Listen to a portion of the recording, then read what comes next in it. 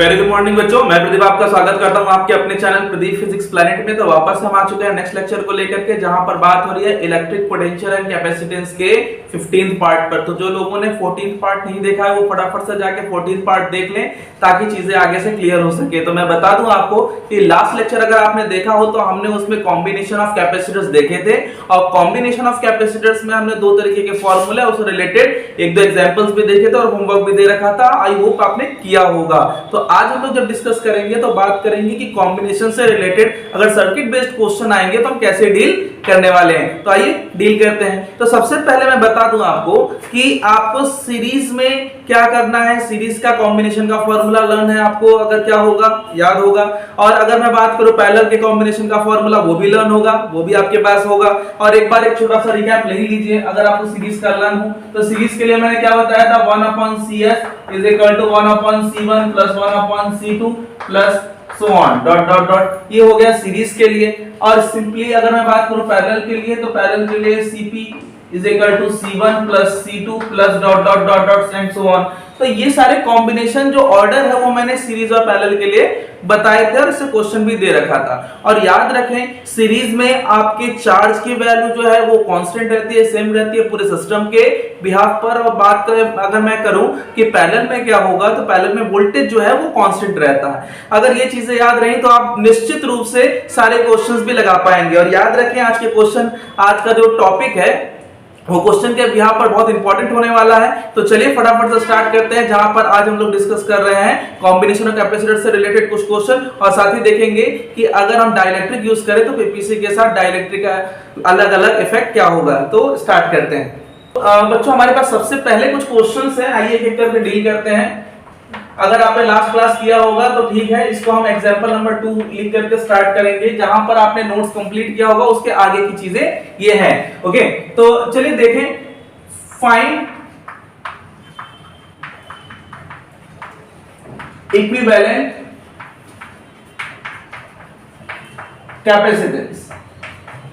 Capacitance of circuits. Make sure कि आपको किसी भी सर्किट का जब कैपेसिटेंस निकालना है तो कैपेसिटेंस निकालने के लिए सबसे पहले सर्किट को देख ले और सिंपलीफाई करना आपको आना चाहिए। तो ये स्टार्ट करते हैं कैसे सिंपलीफाई करना है। तो एक एक करके कुछ क्वेश्चन मैं दे रहा हूं आपको, आइए पहले इसको डील करते हैं। और मैं इसको पहले आज आपको करना सिखा भी दूंगा, फिर इसके बाद आपको होमवर्क मिलेगा जिसको आपको डील करना होगा। ओके, ये पहला क्वेश्चन है। मान लीजिए ये आपका 4 माइक्रोफैराड है। ओके, ये आपका 8 माइक्रोफैराड है, ये आपका 8 माइक्रोफैराड है। ओके, ये आपको क्लास 10th की याद दिला रहा होगा, वहां पर भी आपने ऐसे ही कुछ देख रखा है। और यहां पर आपको A एंड B दो पॉइंट्स मिले हैं जहां पे आपको क्या निकालना है, इक्विवेलेंट कैपेसिटेंस इस दो पॉइंट के बीच में निकालना है। लेट्स सी नेक्स्ट क्वेश्चन क्या होने वाला है। नेक्स्ट क्वेश्चन कुछ इस तरीके से है। ये आपके दो ये कैपेसिटर्स हैं, यहां पर एक कैपेसिटर्स लगा रखा है आपने, ये एक कैपेसिटर यहां पर, और इसके साथ ये पैरेलल में कैपेसिटर ये लगा दिया आपने। ओके, फाइनली यहां पर आपने 4 माइक्रोफैराड लिख रखा है, 4 माइक्रोफैराड लिख रखा है, 6 microfarad, 6 microfarad, 8 microfarad. Okay, finally ये हो गया। नेक्स्ट करना है। नेक्स्ट में कैसे करेंगे, ये आपके पास नेक्स्ट क्वेश्चन है।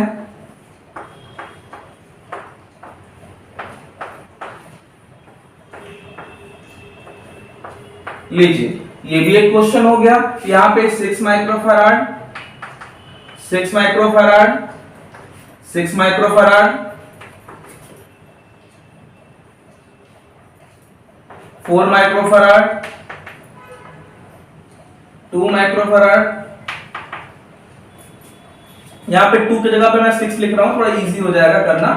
2 माइक्रो, यहां पे 6 माइक्रोफैराड, ये हो गया A, ये हो गया B, राइट। तो यहां पर अब हम 3 क्वेश्चन ये मेरे सामने हैं, इनको डील करना है। और कैसे डील करेंगे आइए स्टार्ट करते हैं। तो सबसे पहले मैं बता दूं पहले क्वेश्चन में, तो याद रखें कि सबसे पहला काम आपका क्या होना चाहिए। पहला काम ये होना चाहिए कि मैं इस छोटे से लूप को पहले सॉल्व कर लूं और देख लूं कि इस लूप को सॉल्व करने पर क्या रिजल्ट आता है, फिर उसके बाद फाइनल सीरीज में सॉल्व किया जाएगा।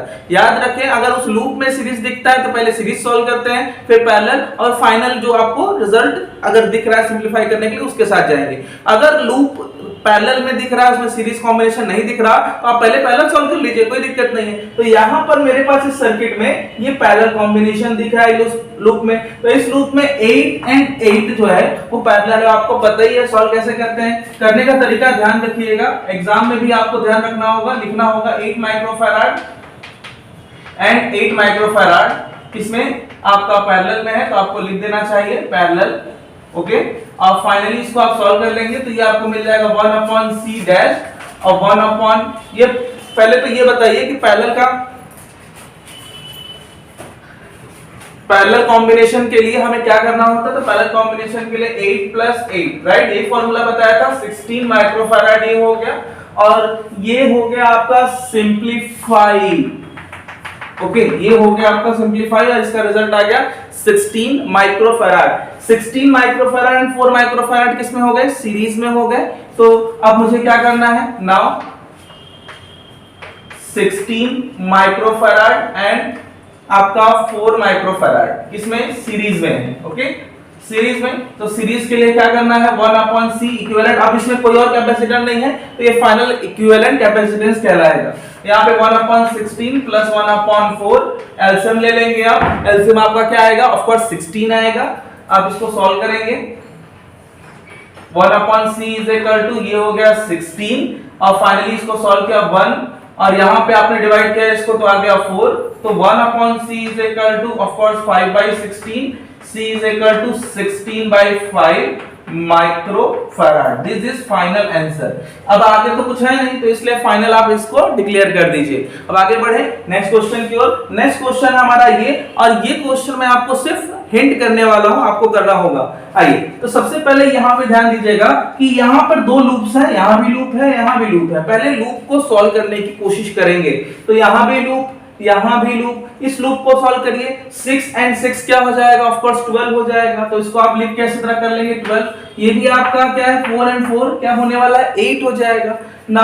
फाइनली अगर मुझे जानना हो कि अब मैं आगे क्या करूंगा तो आइए देख लेते हैं। ये है आपका B, इसमें क्या है, ये हो गया 8 माइक्रोफैराड फाइनली, और ये आपका 8 microfarad of course 8 microfarad, and ये आपका 6 and 6 क्योंकि पैरेलल में तो ऐड होते हैं तो आपको लिखना होगा 12 माइक्रोफैराड इन पैरेलल, ओके। अब ये पैरेलल में है तो पैरेलल का फॉर्मूला तो सॉरी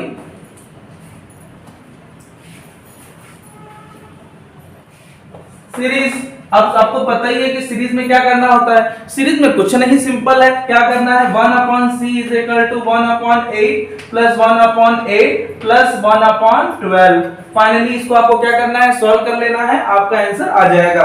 अब एलसीएम लेकर के इसको जो भी आंसर आएगा उसको आप ट्रांसपोज कर दीजिएगा, फाइनल c की वैल्यू आ जाएगी। c इक्विवेलेंट है, राइट। सिंपली अगर मैं इसकी बात करूं इस क्वेश्चन को तो इसको कैसे डील करेंगे। देखिए जिस टर्मिनल के पॉइंट पर निकालना है, जैसे a और b के बीच में निकालना है, तो देयर इज द पॉइंट आपको जो पता है जहां पे हमें निकालना है। तो सबसे पहले आउटर सर्किट में चलिए।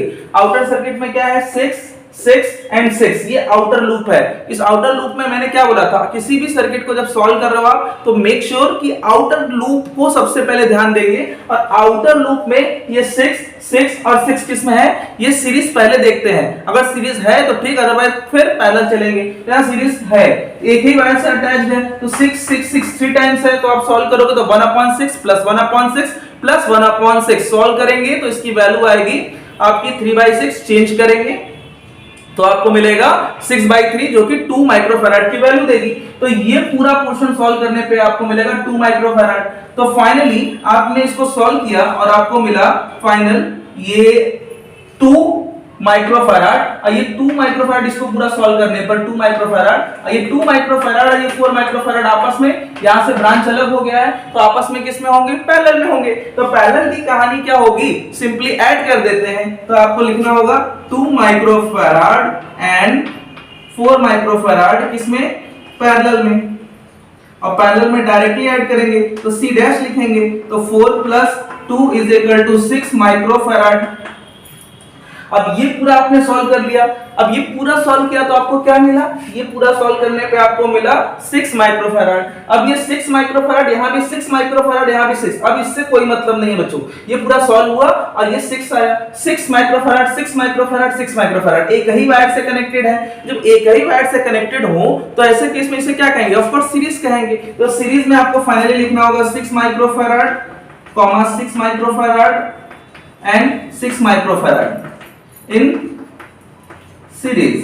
तो इन सीरीज के लिए आपको फाइनली क्या करना है, 1/C1 + 1/C2 यही लगाते हो आप, तो ये लगा दीजिएगा। तो आपको 1/C = 1/6 + 1/6 + 1/6 करके लगा देना है यहाँ पे 1/6 करके, और फाइनली आपको मिलेगा 3/6 और चेंज करोगे तो आपको C की वैल्यू 6/3 कैंसिल करिएगा तो 2 microfarad is the answer. Okay, तो इस तरीके से आपको मिल जाएगा फाइनल रिजल्ट। अगर आपको नहीं दिखाई दे रहा हो तो मैं थोड़ा सा इसको नीचे एडजस्ट कर देता हूं ताकि आप देख पाओ।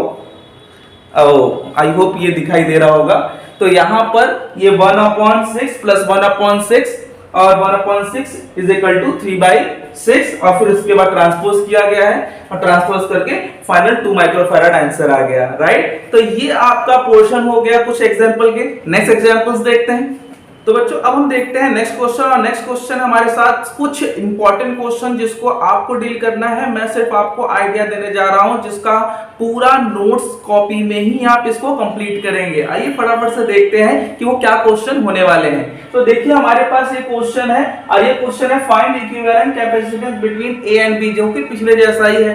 आइए देखते हैं इसमें क्या यूनिक है। देखिए मैंने आपसे क्या बोला था कि अगर किसी लूप में लूप अगर दिखा जा रहा है तो उसमें पैरेलल पहले सॉल्व कर लिया करें। अगर सीरीज दिख गया है तो सीरीज सॉल्व कर लीजिए, अदरवाइज उसको पैरेलल सॉल्व करके उस लूप को पहले समराइज कर लीजिए कि क्या रिजल्ट आ रहा है, फिर ही आगे बढ़े। यहाँ पर क्या है, एक सर्किट है मेरे पास पहले क्वेश्चन में, अरे पहले क्वेश्चन में ए और बी के बीच में आपको निकालना है क्या, इक्विवेलेंट कैपेसिटेंस। तो कैसे डील करेंगे, तो यहाँ पे 2C ऑफ कोर्स है, यहाँ पे C, यहाँ पे भी एक लूप है। तो इस बड़े लूप के अंदर भी छोटे छोटे लूप्स प्रेजेंट है। तो सबसे पहले छोटे लूप्स को सॉल्व कर लीजिए। तो यहाँ C, यहाँ C, तो ये देखिए एक दूसरे के साथ क्या है, पहले आपको मिल गया पैरेलल, तो पैरेलल पहले सॉल्व कर लेंगे। तो यहाँ पे C एंड C क्या हो जाएगा, सॉल्व करेगा क्या मिलेगा, ऑफ कोर्स C' आप लिखेंगे, फाइनल नहीं है वो, C' लिख सकते हो। C 2C हो गया, 2C एंड 2C किसमें होंगे, 2C एंड 2C आपका हो जाएगा आपस में किसमें, आपस में सीरीज है। और सीरीज में क्या होता है, अगर दोनों आइडेंटिकल है, सेम है, तो आप उसको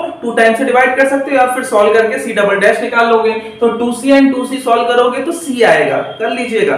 अब ये C सिंपली यहाँ पे भी वही बात होगी, C and C of course 2C और 2C and 2C of course C, और ऊपर का पूरा पोर्शन सॉल्व हो गया और ऊपर का पूरा पोर्शन सॉल्व किया आपने, तो ये आपको मिला क्या, ये मिला आपको ऑफ कोर्स क्या 2C एंड 2C C, और नीचे भी आपको सॉल्व करके क्या मिलेगा C।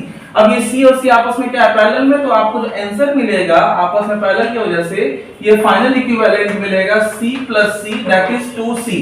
This is the final answer. I hope ये बात क्लियर हो गई होगी आपको। अब आते हैं नेक्स्ट क्वेश्चन की ओर, और नेक्स्ट क्वेश्चन है हमारा A एंड B के बीच में आपको निकालना है करंट कैपेसिटेंस B। देखिए यहाँ पर है, ये लिखा है B।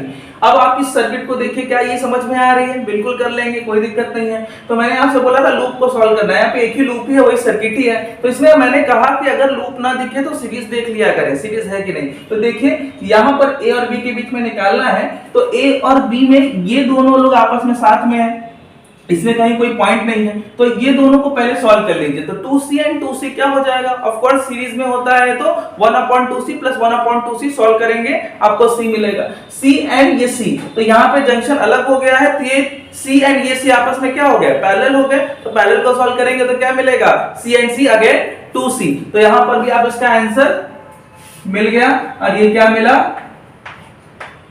C equivalent 2C, right. ये कर लिया आपने। नेक्स्ट क्वेश्चन की ओर आते हैं, और याद रखिए कि अगर आप किसी सर्किट के बारे में बात करते हो और उस सर्किट को किसी रेजिस्टेंस लेस वायर से अगर कनेक्ट कर दे तो वो कैपेसिटर आपका अनएक्टिव हो जाता है, मतलब उसको कहते हैं एक तरीके से बाईपास हो जाता है और वो कैपेसिटर अनएक्टिव हो जाएगा। सिंपली ऐसा ही कुछ एग्जांपल यहाँ पर है। यहाँ पर आपको सर्किट दे रखा है 8 माइक्रोफैराड 8 माइक्रोफैराड 4 माइक्रोफैराड 4 माइक्रोफैराड यहाँ पे कनेक्टेड है आपस में, ऑफ कोर्स पैरेलल में। फिर उसके बाद 1 माइक्रोफैराड, और A और B के बीच में आपको निकालना है इक्विवेलेंट कैपेसिटेंस। बट ये देखिए ये वायर आपको क्या अलग से बाईपास किया गया है। बाईपास करने का मतलब कि यहाँ पर ये करंट जो है यहीं से पास हो जाएगा, इसको एक्टिव नहीं करेगा क्योंकि रेजिस्टेंस लेस है, और जो रेजिस्टेंस लेस होते हैं वहीं से करंट मैक्सिमम अमाउंट में पास हो जाता है, तो ये अनएक्टिव हो जाएगा। मतलब ये आपका 8 माइक्रोफैराड होते हुए भी अनएक्टिव रहेगा। यही बात हमको हर क्वेश्चन में देख करके पहले तैयार हो जाना है कि कौन कौन से सर्किट में कौन कौन से पार्ट अनएक्टिव होंगे। तो ये पोर्शन आपका अनएक्टिव है। तो यहाँ आपको मिला 8 माइक्रोफैराड, 8 माइक्रोफैराड, 4 and 4 आपस में, तो फिलहाल के लिए पहले सॉल्व करना होगा। तो 4 and 4 आपस में सॉल्व किया तो क्या मिला आपको? ऑफ कोर्स 8 मिला। तो 8 माइक्रोफैराड, 8 माइक्रोफैराड, 8 माइक्रोफैराड, बस यही तीन एक्टिव है, बट ये एक्टिव नहीं है, तो इसलिए ये तीनों आपस में क्या होंगे? सीरीज हो गए।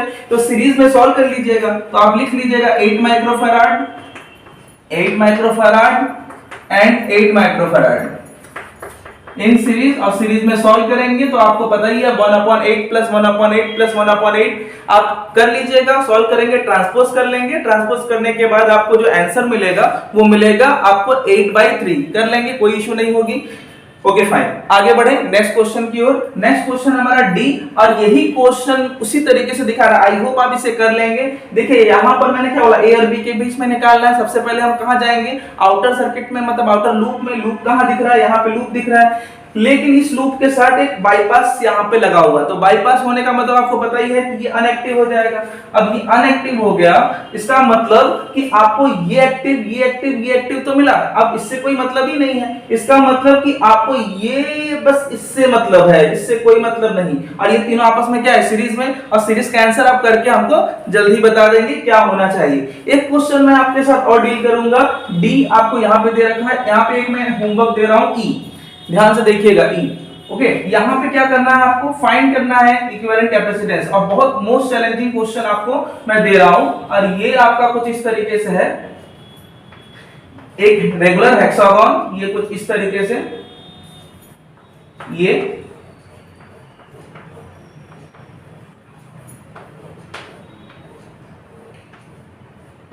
लीजिए एक रेगुलर हेक्सागन तैयार है आपका, जहां पर मैंने आइडेंटिकल कैपेसिटर्स लगाने की सोची है, लेकिन मैं आपको थोड़ा सा इजी बना के दे रहा हूं, थोड़ा इजी, ताकि आप इसको थोड़ा जल्दी कर पाए। तो यहां पर आपके पास एक रेगुलर हेक्सागन है, और इस रेगुलर हेक्सागन में ए एंड बी ये पॉइंट्स है जहां पर आपको इक्विवेलेंट कैपेसिटेंस निकालना होगा, राइट। और ये आपका हो गया कुछ वैल्यूज। देखिए कैसे सॉल्व करना है। तो ये आपका finally 2C, okay, 2C, 2C, 2C, 2C, 2C, okay fine, ये हो गया। अब फाइनली ये जो अंदर कैपेसिटर्स लगे हैं, ये C, C और C, मतलब अंदर जो डायगोनल्स पे आप देख पा रहे हैं ये C, और इसके आउटर रीजन्स पे जो देख पा रहे हैं वो 2C है। करना है आपको सॉल्व, और आई होप आप कर पाएंगे, लेकिन बहुत ही इंटरेस्टिंग होने वाला है अगर ये क्वेश्चन अगर आप चैलेंज के थ्रू कर पाओ। ये आपके लिए मेरा चैलेंज है, ताकि आप इस क्वेश्चन को कर पाएं। थोड़ा सा हिंट कर ही देते हैं ताकि एकदम आप कंफ्यूज ना हो जाएं। तो मैं बता दूं कि अगर आपको ए और बी के बीच में निकालना है तो सबसे पहले कहां जाते हैं हम? सबसे पहले आउटर रीजन में जाते हैं। आउटर रीजन मतलब ए और बी का आउटर क्या होगा? ये होगा आउटर, और आउटर में जाओगे तो आपको ये मिलेगा। मैंने क्या बोला था, किसी भी लूप में सबसे पहले सीरीज देखते हैं, तो यहाँ पर इसका आउटर ये होगा, और ये एक लूप है, और लूप में सबसे पहले किसको सॉल्व करते हैं? सीरीज को सॉल्व करते हैं। तो ये वाला पोर्शन आपका सीरीज हो गया। तो 2C और 2C सॉल्व करेंगे तो सीरीज में क्या होगा? 2C 2C C आता है। अब C और ये C अगर मैं आपको दिखाऊं तो ये C और ये C आपस में पैरेलल है, तो C एंड C 2C। अब ये 2C सॉल्व होगा तो ये इसके साथ फिर किस में हो जाएगा? ये इसके साथ आपस में 2C 2C आपका सीरीज। फिर सॉल्व करेंगे तो आपको क्या मिलेगा? C और C, ऑफ कोर्स C और C आप फिर से देखोगे तो मिलेगा 2C। अब ये 2C और ये वाला पोर्शन आपस में किसने मिला? 2C और 2C आपस में फिर से सीरीज, तो क्या मिला? C मिला। C और ये वाला C आपको फिर से देखना है, तो आपस में पैरेलल, फिर 2C और 2C आपस में क्या? फिर से सीरीज हो जाएगा। ये वाला पोर्शन ऐसे करके, क्योंकि ये सब खत्म होता जा रहा है, तो फाइनली ये 2C C मिला, और ये सेक्शंस तो अलग है यहाँ से, तो ये आपस में पैरेलल होंगे। तो ये तो आपका है फाइनली 2C, और इसके ऊपर 2C सॉल्व किया C, तो पैरेलल में C और 2C को सॉल्व कर लेंगे, रिजल्ट आ जाएगा। नहीं समझ में आया? फिर से सुनिएगा वीडियो, आपको कंफर्म क्लियर हो जाएगा, लेकिन बाकी तो आपका एफर्ट भी है। तो आइए नेक्स्ट कुछ देखते हैं कि अगर मेरे पास इनफाइनाइट नेटवर्क की सर्किट हो तो कैसे सॉल्व करेंगे। आइए देखते हैं। तो बच्चों अब हमारे पास कुछ इनफाइनाइट नेटवर्क है जो कि बहुत ही इंपॉर्टेंट होने वाला है और मोस्ट ऑफ बच्चों का इनफाइनाइट नेटवर्क के साथ बहुत ही बड़ा पंगा होता है, और आज हम लोग इसी इनफाइनाइट नेटवर्क को सॉल्व करके इस पंगे को खत्म करने वाले हैं। तो आइए फटाफट से देखते हैं कि क्या प्रॉब्लम आती है इनफाइनाइट नेटवर्क को करने में। तो स्टार्ट करेंगे। तो यहाँ पर पहला क्वेश्चन है जिसको हम डील करेंगे, और ये क्वेश्चन है आपका ए और बी के बीच में इक्विवेलेंट कैपेसिटेंस फाइंड करना है, और यहाँ 2 माइक्रोफैराड और 1 माइक्रोफैराड के ये जो लूप्स हैं वो रिपीटेड है, और अब तो कितना इनफाइनाइट, तो ये इनफाइनाइट तक जा रहा है। अब आपको बताना क्या है कि अगर ये इनफाइनाइट तक जा रहा है तो ऐसे क्वेश्चन को कैसे सॉल्व करेंगे। तो ए और बी के बीच में इक्विवेलेंट कैपेसिटेंस पे निकालना है कि इफेक्टिव इक्विवेलेंट कैपेसिटेंस क्या होगा। तो आइए पहले देखने की कोशिश करते हैं। तो ऐसे क्वेश्चन को सॉल्व करने के लिए सबसे पहला काम आपको क्या करना होगा कि पूरी सर्किट को कुछ एज्यूम कर लीजिए। जैसे कि आप लोग क्लास 8 में अगर राम की एज निकालनी होती थी तो राम की एज को एज्यूम कर लेते थे ना, वैसे ही यहाँ पर भी है कि अगर पूरी सर्किट का इक्विवेलेंट कैपेसिटेंस निकालना है तो पूरी सर्किट का इक्विवेलेंट कैपेसिटेंस कुछ एज्यूम कर लीजिए, और वही एजम्पशन हम फाइंड करने वाले। Suppose that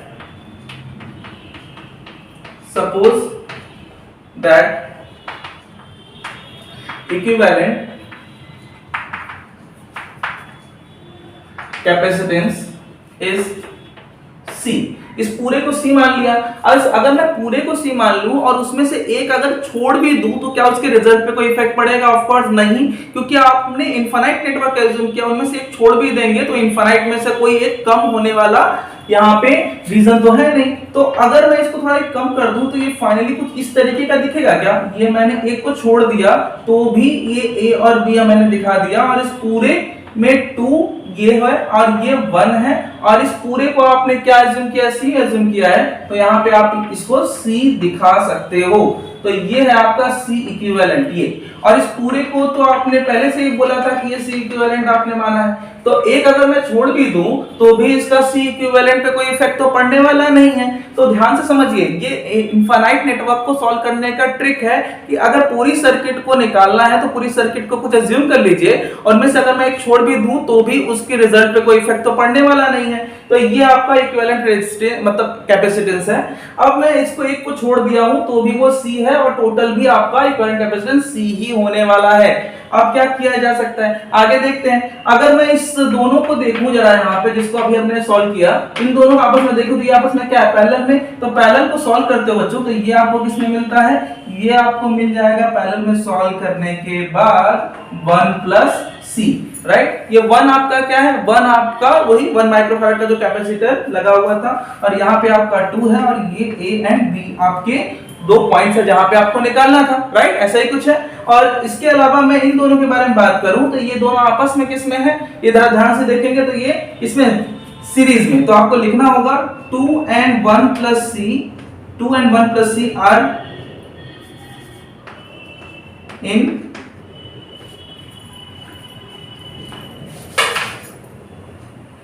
to and 1 plus C in series. Okay, अब क्या कर सकते हो?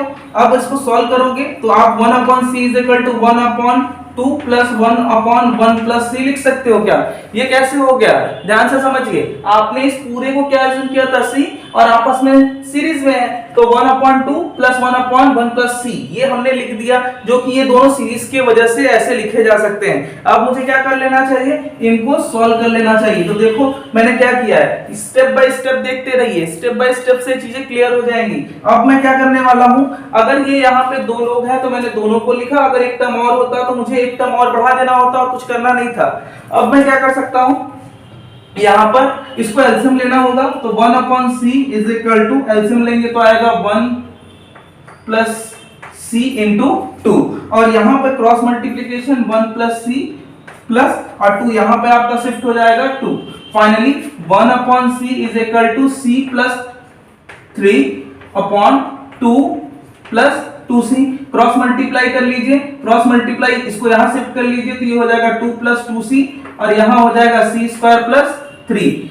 अब C स्क्वायर प्लस 3 इस टर्म को उधर ले जाएंगे तो 3 में से 2 सब्सट्रैक्ट हो जाएगा, 2C उधर जाएगा नेगेटिव हो जाएगा, तो हो जाएगा C स्क्वायर माइनस 2C और प्लस 1 इज इक्वल टू 0। थोड़ा ध्यान से समझिए कि क्या आप इसको इस तरीके से लिख सकते हो? बिल्कुल मैंने कुछ नहीं किया, आपने 2 को उस साइड ट्रांसफर किया और फिर उसके बाद आपने 2c को भी ट्रांसफर कर दिया और ये नेगेटिव हो गया। अब ऐसे क्वेश्चन को सॉल्व करने का क्या रूल है? ऐसे क्वेश्चन को सॉल्व करने के लिए आप इसका फैक्टराइजेशन करोगे। क्या इसका फैक्टराइजेशन आपको लर्न है? क्या होता है इसका फैक्टराइजेशन? इसका फैक्टराइजेशन अगर आपको याद हो तो ये किसी का फॉर्मूला है। किसका फॉर्मूला है? ये फॉर्मूला है आपका c-1 का होल स्क्वायर है। क्या ये पहचान पा रहे हो आप? अगर आपको ये नहीं भी आ रहा है तो आपको सिद्धाचार्य के मेथड से, फैक्टराइजेशन मेथड से सॉल्व कर सकते हो। वहां पे c की 2 वैल्यूज मिलेगी, यहां पर भी वही कहानी है। तो यहां पर आपने क्या किया, ये पहचान लिया कि a² plus b² minus 2ab इसी फॉर्म का है ये, तो हमने इसको c-1 का होल स्क्वायर फॉर्म में लिख दिया। और finally c-1 is equal to 0, c is equal to 1 microfarad करके लिख सकते हो। तो क्या समझ में आया? तो इसका इक्विवेलेंट कैपेसिटेंस जो है वो 1 माइक्रोफैराड आएगा।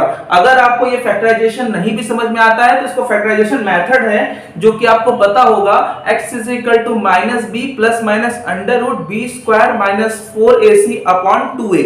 ये फॉर्मूला आपको लर्न होगा, वहां पे 2 वैल्यूज आती हैं, 2 वैल्यूज में से कोई एक वैल्यू आपकी आंसर हो जाएगी। आई होप आपको पता होगा, नहीं भी पता होगा तो आप मुझे वो क्वेश्चन सॉल्व करने के लिए भेज दीजिएगा, मैं आपको करके जरूर सेंड कर दूंगा, आइडिया मिल जाएगा या फिर उसका शॉर्ट वीडियो बना के भेज दूंगा।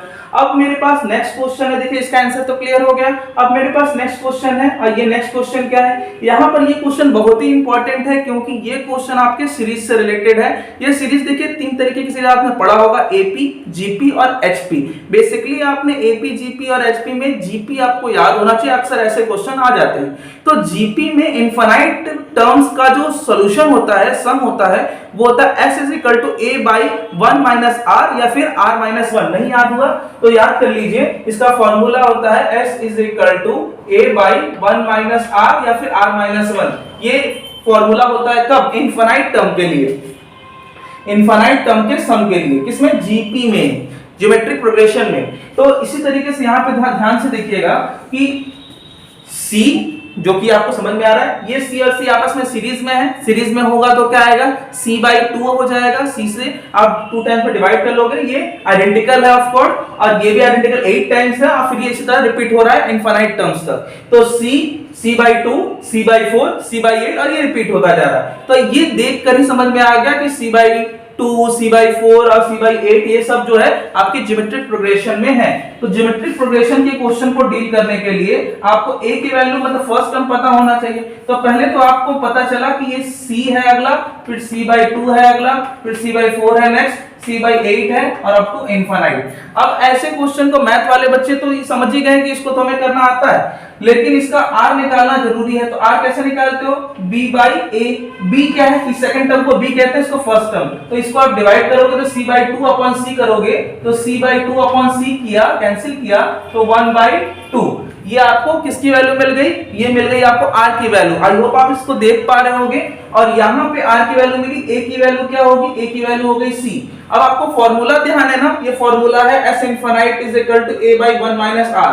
r की वैल्यू अगर किसी भी तरीके से 1 से छोटी हुई तो यही लगाइए, अगर 1 से बड़ी हुई r की वैल्यू, मतलब ये रेशियो जो भी है इसको हम लोग टर्म रेशियो, ज्योमेट्रिक रेशियो कहते हैं। ये जो रेशियो है आपका, अगर 1 से छोटी है तब तो ये लगा सकते हो, अगर 1 से बड़ी है तो r माइनस 1, राइट। तो यहाँ पे आपने क्या करना है, s is equal to c जो कि ये फर्स्ट टर्म है और upon 1 minus 1 by 2, right, 1 by 2। तो 1 बाई 2 यहाँ पर हो गया। यहाँ पे 1 में से 1 बाई 2 को आपको सब्सट्रैक्ट कर देना है, ये इनफिनिट टर्म का सम है, s इनफिनिट शॉर्ट में लिख दिया। 1 बाई 2 आएगा, 2 टर्न होकर के ऊपर चला जाएगा, तो आपको ट्रांसपोज होने के बाद रिजल्ट आएगा 2c। 1 बाई 2 का 2 टॉप पे गया तो फाइनल रिजल्ट आया 2c। तो इस पूरे सर्किट का जो रिजल्ट आएगा वो आएगा 2c, राइट। पूरा क्वेश्चन क्लियर हो गया। अब मैं इसी तरीके के क्वेश्चन अब आपसे करने की उम्मीद कर सकता हूं कि आप कर लोगे। अगला क्वेश्चन जो मैं आपको इसमें होमवर्क देने जा रहा हूं वो आपको घर पे करना है और वो फैक्टराइजेशन मेथड से आप करोगे।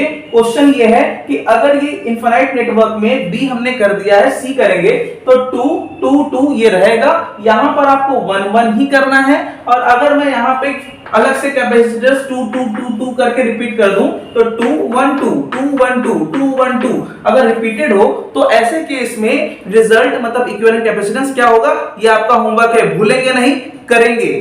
2 1 2 2 1 2 2 1 2, राइट। तो आगे बढ़े और अब नेक्स्ट टर्म देखेंगे कि अगर किसी पीपीसी के बीच में डाइलेक्ट्रिक इंट्रोड्यूस करें तो क्या होगा, और एक छोटी सी कॉम्बिनेशन के रिलेटेड और एक टॉप टर्म है वो भी डिस्कस करते हैं। आइए देखते हैं। तो बच्चों हमारे पास ये कुछ नेक्स्ट क्वेश्चन है जो कि थोड़ा डिफरेंट टाइप का है, और यहाँ पर आपको मैं रियलाइज कराने जा रहा हूँ नेक्स्ट थर्ड चैप्टर से एक टॉपिक के बारे में जिसको फिर हम यहाँ पे इंप्लीमेंट करने वाले हैं, और इसे कहते हैं Wheatstone bridge. I repeat, Wheatstone bridge कहते हैं इसे। व्हीटस्टोन ब्रिज के बारे में आगे जानेंगे। वैसे मैं थोड़ी इंफॉर्मेशन दे दूं कि व्हीटस्टोन ब्रिज में एक छोटी सी कंडीशन है, उस कंडीशन को फॉलो करके भी यहाँ पे क्वेश्चंस आते हैं, और ये हम लोग आगे पढ़ेंगे, लेकिन छोटा ट्रिक है, ध्यान से देखिएगा। अगर मैं किसी सर्किट के बारे में बात करूं और ये सर्किट कुछ इस तरीके से अरेंज है, और ये आपने देख लिया, ये आपने एक स्ट्रक्चर बना लिया क्वाड्रेटरल शेप का, और यहाँ पर क्वाड्रेटरल शेप में ये वाला सेक्शन अगर वैल्यू है, यहाँ पे कोई वैल्यू है, यहाँ पे कोई वैल्यू है, यहाँ पे कोई वैल्यू है, यहाँ पे कोई वैल्यू है, और यहाँ पे भी कोई वैल्यू है, मान लीजिए आपका ये Z है, कोई भी वैल्यू है, तो P Q R ऐसे कैपेसिटेंसेस हैं जो कि कैपेसिटर की वैल्यूज को दिखाता है, और ये Z वैल्यू है। अगर किसी भी रूल से यहाँ पे अगर आपने देखा कि P और Q मतलब ऊपर के कैपेसिटेंस जो है P by Q और नीचे के जो कैपेसिटेंसेस हैं R by S की वैल्यू मतलब रेशियो, किसी भी केस में चाहे ये Z की वैल्यू व्हाटएवर कुछ भी हो, ऊपर के दोनों की वैल्यूज और नीचे की दोनों की रेशियोज जो है वो आपस में सेम होंगे। तो याद रखेंगे कि ये जो डायगोनल है वो अनइफेक्टिव होगा, और अगर डायगोनल अनइफेक्टिव होगा तो आपको पता ही है कि करंट बाईपास हो जाता है, मतलब करंट नीचे आएगा ही नहीं, चार्ज नीचे आएगी ही नहीं, और चार्ज किसको दे देगा, चार्ज मिल जाएगा Q को। इसका मतलब कि जब ये इसमें नहीं आएगा तो इसका मतलब कि ये चार्ज सीधे Q को मिलेगा, और ये दोनों आपस में सीरीज, ये दोनों आपस में सीरीज हो जाएंगे, मतलब ये डिस्कनेक्ट होगा और ये आपस में सीरीज, ये आपस में सीरीज। आपको बताया था मैंने, किसी भी लूप पे सबसे पहले सीरीज देखते हैं, ये सीरीज, ये सीरीज, तो P and Q series, P and और फिर R एंड S सीरीज, और देन आपस में क्या हो जाएंगे, पैरेलल, राइट। कॉन्सेप्ट क्लियर है। आगे बढ़े और देखते हैं कि कैसे क्वेश्चंस इस तरीके से आएगा। याद रखेंगे, मेक श्योर कि ऊपर के दोनों की जो ये वैल्यूज हैं वो आपस में, और ये नीचे के दो वैल्यूज आपस में रेशियो इक्वल होने चाहिए। अब मैं इसको इरेज करूंगा, अब इसको ध्यान से ध्यान दीजिएगा कि आगे मैं इसमें अप्लाई कर सकता हूं कि नहीं। यहाँ पे ध्यान दीजिए, यहाँ पे तीन ही कैपेसिटर्स है, तो क्या ये अप्लाई होगा? ऑफ कोर्स ये नहीं होगा, ये थोड़ा डिफरेंट टाइप का है। तो यहाँ पर जरा सोचिए कि ये जो पोटेंशियल है वो ए है, और ये सेम पोटेंशियल यहाँ पे, क्योंकि अब यहाँ से इधर आ गया तो यहाँ पे सेम पोटेंशियल ए होगा, और यहाँ पे बी है, ये बी है आपका बी पोटेंशियल, और सेम पोटेंशियल यहाँ पर भी होगा बी। ओके, तो यहाँ ए, यहाँ बी, यहाँ बी, यहाँ ए, और यहाँ ए, यहाँ बी। इसका मतलब कि ए और बी के बीच में जो पोटेंशियल मिला था वही सेम पोटेंशियल ए बी के बीच में, वही सेम पोटेंशियल बी ए के बीच में, यही सेम पोटेंशियल यहाँ पे। और आपको याद होगा ना कि अगर सेम पोटेंशियल सबके बीच में है तो क्या होता है, जो आपने सप्लाई को दिया है, जो यहाँ सप्लाई को मिलेगा वही सेम पोटेंशियल सबको मिल रहा है। इसका मतलब आपस में क्या होंगे, आपस में पैरेलल होंगे। तो पैरेलल का फॉर्मूला आपको पता ही है, पैरेलल का फॉर्मूला आपका क्या करना होता है, Cp is equal to 2C plus 2C plus 2C, finally this is 6C। ये आंसर हो गया फाइनल। ये तो इजी था, ये तो उससे डिफरेंट था। इधर आइए, ये आपको याद दिलाएगा व्हीटस्टोन की। तो यहां ध्यान दीजिएगा कि ये 2C 2C 2C 2C और बीच में यहाँ पे Z की जगह पे C दे रखा है। पहले चेक करिए कि क्या दोनों की रेशियो सेम है। इसको मैं अगर P एज्यूम करूं, इसको Q एज्यूम करूं, तो 2C अपॉन 2C और 2C अपॉन 2C दोनों की वैल्यूज 1 आएंगी। 1 इज इक्वल टू 1, मतलब ये व्हीटस्टोन के क्राइटेरियन को होल्ड करता है। अगर व्हीटस्टोन के क्राइटेरियन को होल्ड करेगा तो ऐसे केस में हम क्या कर सकते हैं, हमें इसको डिस्कनेक्ट कर देना चाहिए अपने दिमाग से ही, और इसको डिस्कनेक्ट करोगे तो ये दोनों आपस में क्या हो जाएंगे, सीरीज, और ये दोनों आपस में क्या हो जाएंगे, सीरीज। तो आपको पता है कि आपको सॉल्यूशन करते समय क्या लिखना है, 2C एंड 2C सीरीज में, और सीरीज में सॉल्व करोगे तो आपको मिलेगा C dash is equal to 2C upon 2। Finally आप मैं ऐसे ही बता देता हूं डायरेक्ट, ये कैंसिल होगा तो आपको मिलेगा C। आपको करके करना चाहिए 1 upon 2C plus 1 upon 2C। Simply नीचे वाले में C डबल डैश आएगा, वो भी C आएगा, सीरीज, और ये दोनों आपस में क्या हो गया, फाइनली पैरेलल हो जाएंगे। तो आपको लिखना होगा C dash and C double dash parallel होंगे, और पैरेलल के केस में आपको सॉल्व करना होगा तो आपको मिलेगा क्या, C dash plus C double dash, और ये C plus C that is 2c is the answer. तो इसका आंसर मैंने तुरंत कर लिया, ए और बी के बीच में आ गया फटाफट। अब मैं इसके बारे में बात करूं क्या, ये क्वेश्चन थोड़ा डिफरेंट है क्या, ये ऐसा क्वेश्चन नहीं है, बिल्कुल वैसा ही क्वेश्चन है, बस थोड़ा सा शेप ही तो बिगड़ा है और क्या, सब कुछ वैसा ही है। तो ध्यान दीजिएगा, ये बीच में डायगोनल, ये बीच में डायगोनल है, इन दोनों का रेशियो चेक कर लीजिएगा, सेम क्वेश्चन है, फिर ये हटा दोगे, आपका ये दोनों सीरीज और फिर पैरेलल, राइट कर लोगे, कोई दिक्कत नहीं होगी। इधर आइए, इस क्वेश्चन को डील करते हैं। ये क्वेश्चन क्या है, ये फोर्थ क्वेश्चन है आपका, ये डी मैंने यहाँ पे लिख रखा है, इसको आप यहीं पे लिख दीजिए, ये डी है, ओके। अब डी क्वेश्चन को थोड़ा फोकस करिएगा कि ये कैसा क्वेश्चन है, तो ये भी वैसा ही है। तो यहाँ पे जरा ध्यान से देखेंगे कि ये पोर्शन इस तरीके से अलग हुआ है, तो जैसे यहाँ पे आपने किया था ना, यहाँ से दो पोर्शन अलग हुए थे, यहाँ पे भी दो पोर्शन अलग हुआ है, और ये पोर्शन कुछ इस तरीके से यहाँ पे गया है, ओके, और ये पोर्शन इधर नीचे चला गया। अब बीच में ये आपका जो डायगोनल है इसको रिप्रेजेंट करता है, मतलब ये सिंपलेस्ट फॉर्म है इसी का, ये इसी का सिंपलेस्ट फॉर्म है। तो यहाँ पे देखिए, ये दोनों को चेक करिए, इन दोनों का रेशियो और इन दोनों का रेशियो C/C1 मतलब रेशियो सेम है, तो बीच वाला डिस्कनेक्ट होगा, तो यहाँ से हटा दोगे बच्चों इसको यहाँ से, और फिर उसके बाद ये C और ये C सीरीज, और ये C सीरीज, और C और C क्या हो जाएगा, ऑफ कोर्स C और C/2 और फिर उसके बाद C/2 आपस में क्या होंगे, पैरेलल। तो सॉल्व करके आप आंसर दे दीजिएगा। तो आई होप आप इस क्वेश्चन को भी डील कर लोगे, ध्यान से सुन के समझ के करेंगे। तो आई होप ये पूरा कॉम्बिनेशन क्लियर हो गया, इससे अलग डिफरेंट टाइप के क्वेश्चन आपको नहीं मिलेंगे। अब मैं बात करूंगा पैरेलल प्लेट के बीच में यूजिंग डाइलेक्ट्रिक डिफरेंट केसेस कैसे होने वाले हैं, आइए फटाफट से देखते हैं। तो बच्चों हमारे पास अब नेक्स्ट केस है जहां पे हम पैरेलल प्लेट कैपेसिटर के बीच में डिफरेंट केसेस यूज करने वाले हैं डाइलेक्ट्रिक्स के, और इस टॉपिक को लेकर के काफी दिन से हाइप बनी हुई थी, आज इसको क्लियर करने वाले हैं। आइए फटाफट से देखते हैं। तो यहाँ पर सबसे पहले हम यूज करें, अगर मेरे पास कोई डाइलेक्ट्रिक है, कुछ ये पैरेलल प्लेट कैपेसिटर में यूज करना है, ये पैरेलल प्लेट कैपेसिटर को दिखा दिया मैंने, और इसको हम लोग कहते हैं प्लेट्स, ये आपका प्लेट्स है, और ये दोनों पैरेलल प्लेट्स आपके सेम एरिया के होते हैं, पता ही है आपको। और यहाँ पर आपने ये दो टर्मिनल दिखा रखा है, ये दोनों के एरिया हो गए, और इनके बीच का जो सेपरेशन है वो d, और आपको बहुत अच्छे से पता है ये एयर कैपेसिटर का जो फॉर्मूला होता है वो epsilon naught a by d होता है, जिसको आप C नॉट भी रिप्रेजेंट करते हो। आई होप आपको याद होगा। अगर मैं इनके बीच में डाइलेक्ट्रिक यूज करूं तो क्या होगा, इसको यहाँ से इरेज करके यहाँ से केस यूज करना करते हैं शुरू। तो सबसे पहले अगर मैं इस पैरेलल प्लेट कैपेसिटर के बीच में हाफ पार्ट डाइलेक्ट्रिक से फिल कर दो। ये डाइलेक्ट्रिक जो यूज किया हमने K यूज किया, राइट, यहाँ पे आपने K यूज कर लिया, और ये आपने पैरेलल प्लेट के हाफ पार्ट को कवर किया है, तो यहाँ पे D/2 आपने ये फ्री छोड़ दिया, और D/2 जो आपने डाइलेक्ट्रिक से फिल कर दिया आधा पार्ट। तो एरिया ये ध्यान से देखिए A, और ये वाला पोर्शन जो आपने डाइलेक्ट्रिक से फिल किया उसका K, और ये A ही है। तो अब यहाँ पे दो पार्ट अलग अलग डिवाइड हो गए, तो पहले वाले पार्ट का कैपेसिटेंस C1 और दूसरे वाले पार्ट का कैपेसिटेंस C2 हो जाएगा।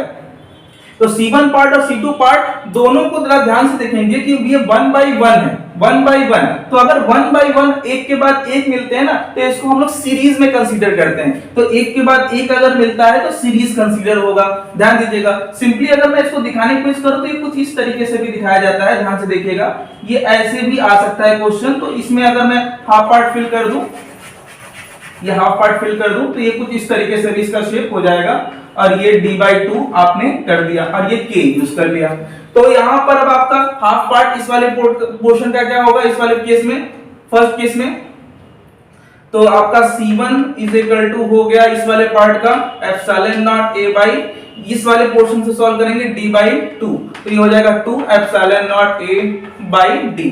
ये इस वाले पोर्शन का कैपेसिटेंस हो गया, पहले ये था। और अगेन अब मैं दूसरे वाले पोर्शन के बारे में बात करूं, तो इस वाले पोर्शन को क्या लिखोगे K एप्सिलॉन नॉट a, क्योंकि K यूज किया आपने, अपॉन D/2, तो फाइनली हो जाएगा 2K epsilon naught a by d। ये साथ में K दिया बच्चों, यहाँ पे आपने K भी लिखना है, यहाँ पे होगा 2K, क्योंकि K यहाँ पे था।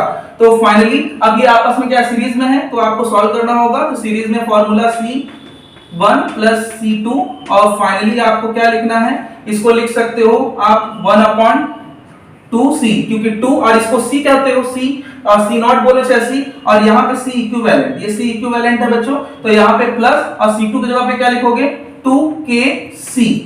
जो कि C नॉट है। अब आप चाहो तो इसको सॉल्व कर सकते हो। कैसे सॉल्व करोगे? तो यहाँ पे 1/c equivalent is equal to 1/2c common, और यहाँ पे आपको मिला क्या 1 + 1/k, और सॉल्व करके k + 1 कर सकते हो। तो 1/c equivalent is equal to ये आपको मिला 1/2c, यहाँ आपको लिखना होगा k + 1/k। दिख रहा है आपको? कोई दिक्कत नहीं हो रही है।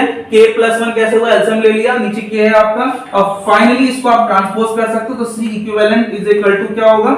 ये हो जाएगा 2kc ऊपर शिफ्ट हो गया और नीचे हो जाएगा k + 1। क्या आपको ये फॉर्मूला क्लियर हो गया?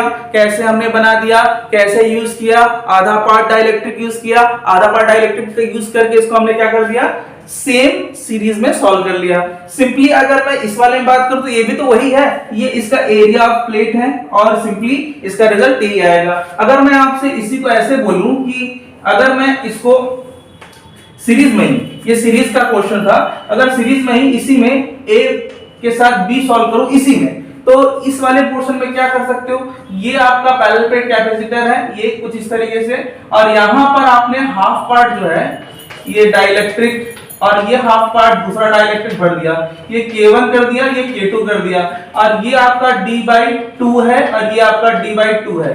चाहो तो अगर D/2 की जगह D/3 अगर पोर्शन होगा तो D/3 की तरह सॉल्व कर लीजिएगा, राइट, इस वाले पोर्शन के लिए। और चाहो तो इसको आप दूसरे तरीके से मतलब इस तरह भी दिखा सकते हो, मतलब कि आप ध्यान रखना कि ये टर्मिनल आपको कैसे देखने को मिल रहा है, ये टर्मिनल ही दिखाता है, और आपको प्लेट का एरिया अगर डिवाइड नहीं हो रहा है, प्लेट का एरिया इसका भी वही है, इसका भी वही है, तो ऐसे केस में सीरीज में है, ध्यान दीजिएगा, प्लेट का एरिया अगर डिवाइड नहीं हो रहा है तो डिवाइड नहीं होना चाहिए। तो इस वाले पोर्शन के लिए C1 इज इक्वल टू क्या लिखोगे, K1 epsilon naught A by D/2, और finally 2K1 epsilon naught A by D, और सिंपली अगर C2 निकालोगे तो क्या लिखोगे 2K2 epsilon naught A by D, और फाइनली आपको क्या करना है, फाइनली 1/C1 + 1/C2 के साथ सॉल्व कर लेना है, आपको मिल जाएगा इसका सॉल्यूशन, राइट। कॉन्सेप्ट क्लियर है कैसे कर रहे हैं। अब मैं इसी को अगर ऐसे डाइलेक्ट्रिक यूज ना करके हाफ पोर्शन डिवाइड कर दूं, मतलब एरिया ऑफ प्लेट को डिवाइड कर दूं, आधे पार्ट में डाइलेक्ट्रिक भर दूं, तो क्या होगा, आइए देखते हैं।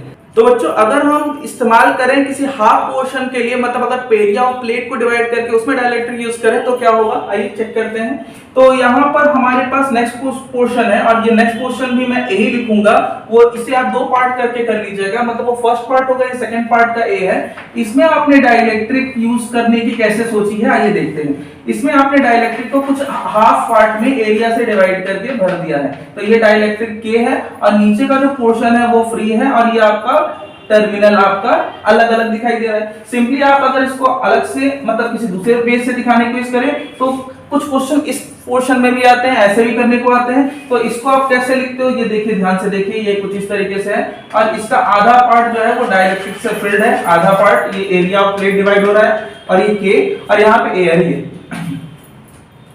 अब यहाँ पे ये प्लेट की डिस्टेंस है d, और यहाँ भी ये d है, लेकिन ये आधा पार्ट कवर किया तो एरिया ऑफ प्लेट डिवाइड हुआ है, और यहाँ पे भी एरिया ऑफ प्लेट डिवाइड हुआ है। मैं बता रहा हूँ दो डायग्राम, मतलब ये आप ये याद रखें कि या तो ये अलग अलग कोई क्वेश्चन नहीं है, ध्यान देना है आपको, ओके। अब सॉल्व करें। अगर मैं इस वाले हाफ पार्ट के बारे में बात करूं तो C1 ऊपर वाले के लिए क्या लिखोगे, क्योंकि डायरेक्टिव यूज किया, तो K epsilon naught A/2 half हो गया एरिया, और डिस्टेंस जो है ये देखिए ऊपर वाले के लिए भी वही है, नीचे वाले के लिए भी वही होगा। तो finally C1 is equal to क्या लिख पाओगे, इसको आप लिख सकते हो K और epsilon naught A/2D, तो K/2 लिखने तो बनता है, और एप्सिलॉन नॉट A को और बाय D को आप लिख सकते हो C। फाइनली ये आ गया। सिंपली अगर C2 लिखा जाए, इस वाले पोर्शन के लिए लिखा जाए, तो इसे आप क्या लिखोगे, epsilon not A/2 upon D, और फाइनली इसको लिख पाओगे, 2 तो नीचे रहेगा तो C/2। तो ये C आपको एक्चुअली C नॉट रिप्रेजेंट कर रहा है, एयर कैपेसिटर को रिप्रेजेंट कर रहा है, राइट। यहां आपने क्या करना है, ये आपस में क्या है, एक के ऊपर एक, तो एक टर्मिनल के ऊपर अगर दूसरा टर्मिनल मिलता है, दूसरे कैपेसिटर मिलते हैं, दूसरा पार्ट मिलता है, तो इसे हम पैरेलल में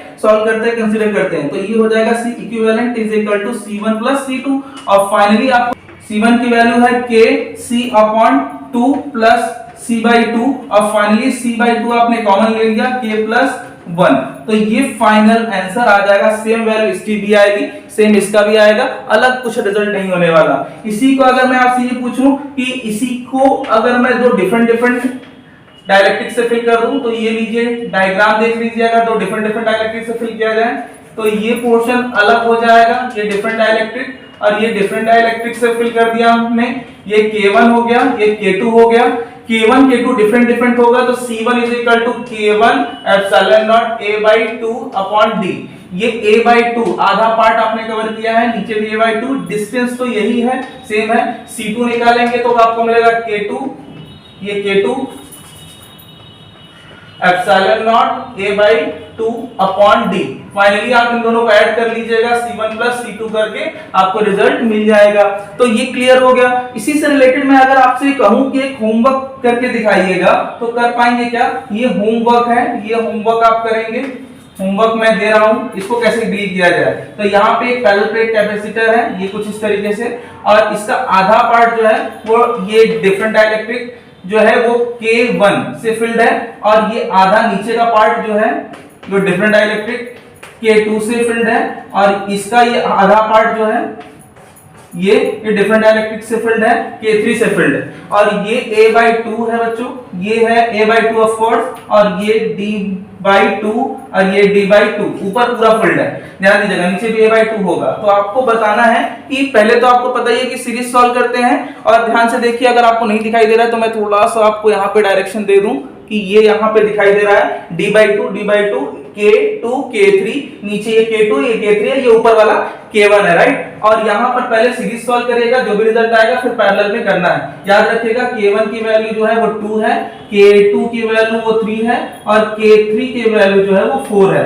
ओके, मैं पहले बता दूं K1 K2 K3, ऊपर K1 K2 K3, इसको पूरे को सॉल्व करके रिजल्ट देना है। तो आई होप आप इसको कर पाएंगे। तो आज आपने ये सारी चीजें भी देख ली। अब फटाफट से कुछ इंपॉर्टेंट केसेस देखते हैं कि अगर मैं पैरेलल प्लेट को बीच में से अलग प्लेट्स डाल करके डिवाइड करके कॉम्बिनेशन करने की कोशिश करूं तो उसके रिजल्ट्स कैसे निकालेंगे। तो आइए फटाफट से देखते हैं।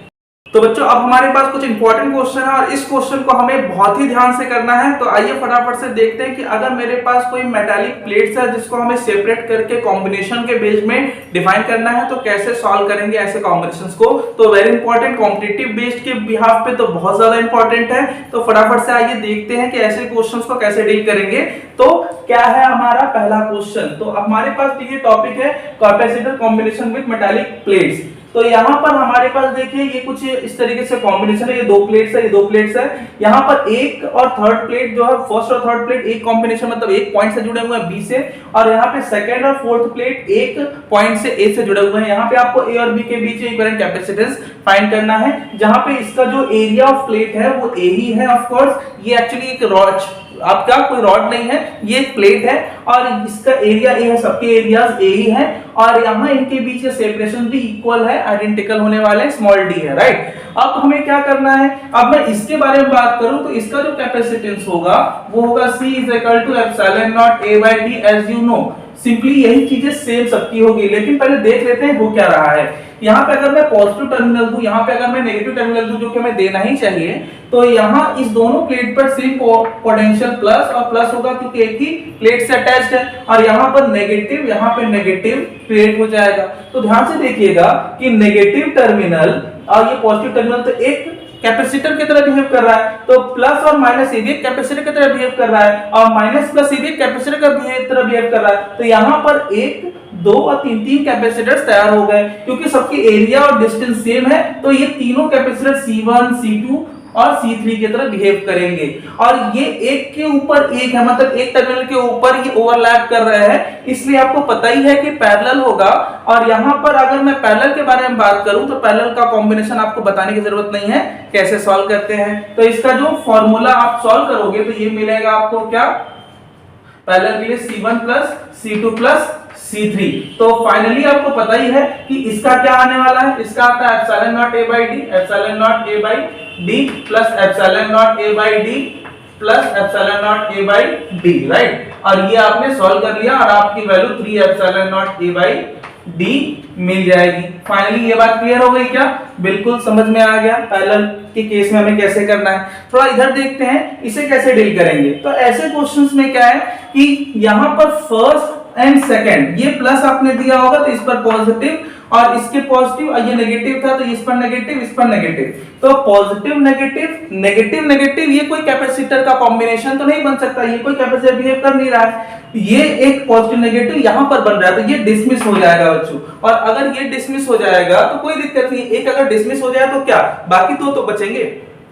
तो बाकी दोनों कैसे होंगे, तो ये बाकी दोनों आपस में उसी तरीके से होंगे जैसे कि आपने पहले देखा था, किस तरह, पैरेलल कॉम्बिनेशन में। तो पैरेलल कॉम्बिनेशन में आपको इसका रिजल्ट पता ही है, 2 epsilon naught a by d, right, कर लेंगे, कोई दिक्कत नहीं होगी। तो ये वाला कॉम्बिनेशन भी आपका सॉल्व होगा, ये डिसमिस हो जाएगा, नेगेटिव नेगेटिव कभी भी कॉम्बिनेशन में नहीं आएंगे, कोई भी कैपेसिटर बिहेव नहीं करेगा। तो ये दोनों आपस में क्या हो गए, आपके पैरेलल में सॉल्व कर लिया। इधर आइए, ये थोड़ा डिफरेंट टर्मिनल है, यहां पर आपने पॉजिटिव इसको दिया होगा, नेगेटिव टर्मिनल इसको दिया होगा, और ए और बी के बीच में यहाँ पे इक्विवेलेंट कैपेसिटेंस निकालना है। तो यहाँ पर आपका इक्विवेलेंट कैपेसिटेंस एक तैयार होगा। पहले देखिए, ये प्लस तो यहाँ पे पॉजिटिव, और ये नेगेटिव तो यहाँ नेगेटिव, इस प्लस की वजह से यहाँ नेगेटिव, और नेगेटिव की वजह से यहाँ पॉजिटिव इंड्यूस हो जाएगा। तो ये नेगेटिव पॉजिटिव 1 2 और ये 3, लेकिन यहां पर ध्यान से ये देखना है कि ये टर्मिनल तो ये दोनों यहां से अलग हो गए हैं, तो ऐसे केस में इसको कैसे सॉल्व करेंगे। तो ये कैपेसिटर जरूर है, लेकिन ये एक ही प्लेट है, थोड़ा ध्यान से देखिए, ये एक ही प्लेट है, और एक ही प्लेट होने की वजह से